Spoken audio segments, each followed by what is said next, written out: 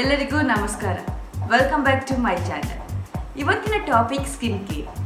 ನಿಮಗೆಲ್ಲ ಗೊತ್ತಿರೋ ಹಾಗೆ ನಮ್ಮ ಬೇಸಿಕ್ ಸ್ಕಿನ್ ಕೇರ್ ರೊಟೀನ್ನಲ್ಲಿ 3 ಸ್ಟೆಪ್ಸ್ ಇರುತ್ತೆ. ಅದು ಕ್ಲೆನ್ಸಿಂಗ್, ಟೋನಿಂಗ್ ಹಾಗೂ ಮಾಯ್ಶ್ಚರೈಸಿಂಗ್. ಸೊ ನಾನು ನಿಮಗೆ ಈ ವಿಡಿಯೋನಲ್ಲಿ ಕ್ಲೆನ್ಸಿಂಗ್ ಬಗ್ಗೆ ಮಾಹಿತಿ ಕೊಡ್ತೀನಿ. ಮೊದಲನೇದಾಗಿ ಕ್ಲೆನ್ಸಿಂಗ್ ಅಂದರೆ ಸ್ಕಿನ್ ಮೇಲಿರೋ ಕೊಳೆಯನ್ನು ತೆಗೆಯುವುದು. ಈ ಕೊಳೆನ ತೆಗೆಯೋಕೆ ನಾವು ಕ್ಲೆನ್ಸರ್ಗಳನ್ನು ಉಪಯೋಗಿಸ್ತೀವಿ.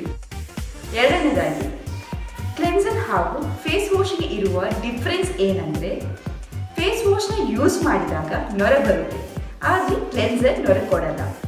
ಕ್ಲೆನ್ಸರ್ ಲೋಷನ್ ಥರ ಇರೋದ್ರಿಂದ ನಾವು ಅದನ್ನು ಕಾಟನ್ ಪ್ಯಾಡ್ಸ್ನಿಂದ ಯೂಸ್ ಮಾಡ್ತೀವಿ ಹಾಗೂ ಇದು ಫೇಸ್ ವಾಶ್ನಷ್ಟು ಸ್ಕಿನ್ ಮೇಲೆ ಒರಟಾಗಿರಲ್ಲ.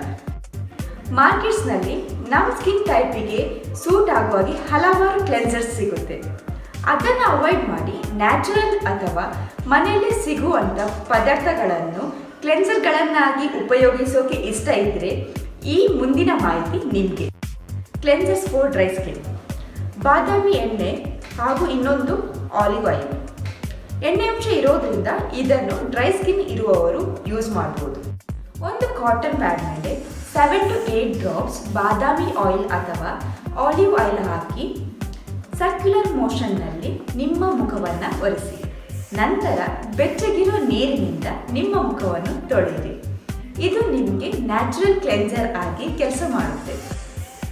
ಕ್ಲೆನ್ಸರ್ಸ್ ಫಾರ್ ಆಯಿಲಿ ಸ್ಕಿನ್: ಜೇನುತುಪ್ಪ, ಮುಲ್ತಾನಿ ಮಿಟ್ಟಿ ಹಾಗೂ ಕಡಲೆ ಹಿಟ್ಟು. ಈ 3 ಪದಾರ್ಥಗಳು ಮನೆಯಲ್ಲೇ ಸಿಗೋದ್ರಿಂದ ಆಯಿಲಿ ಸ್ಕಿನ್ ಇರುವವರು ಕ್ಲೆನ್ಸರ್ ಅನ್ನಾಗಿ ಯೂಸ್ ಮಾಡ್ಬೋದು.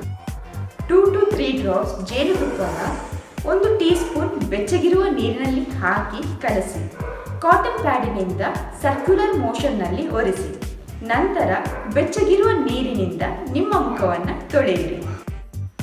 ಇನ್ನು ಕಡಲೆ ಹಿಟ್ಟು ಅಥವಾ ಮುಲ್ತಾನಿ ಮಿಟ್ಟಿನ ಯೂಸ್ ಮಾಡೋಕ್ಕೆ ಇಷ್ಟ ಇದ್ದರೆ 1 ಟೀ ಸ್ಪೂನ್ ಹಿಟ್ಟು ಅಥವಾ ಮುಲ್ತಾನಿ ಮಿಟ್ಟಿಗೆ ನೀರನ್ನು ಹಾಕಿ ಪೇಸ್ಟ್ ಮಾಡಿಕೊಂಡು ಸರ್ಕ್ಯುಲರ್ ಮೋಷನ್ನಲ್ಲಿ ಲೈಟಾಗಿ ಕ್ಲೆನ್ಸ್ ಮಾಡಿ 1 ನಿಮಿಷದ ನಂತರ ಬೆಚ್ಚಗಿರುವ ನೀರಿನಿಂದ ನಿಮ್ಮ ಮುಖವನ್ನು ತೊಳೆಯಿರಿ.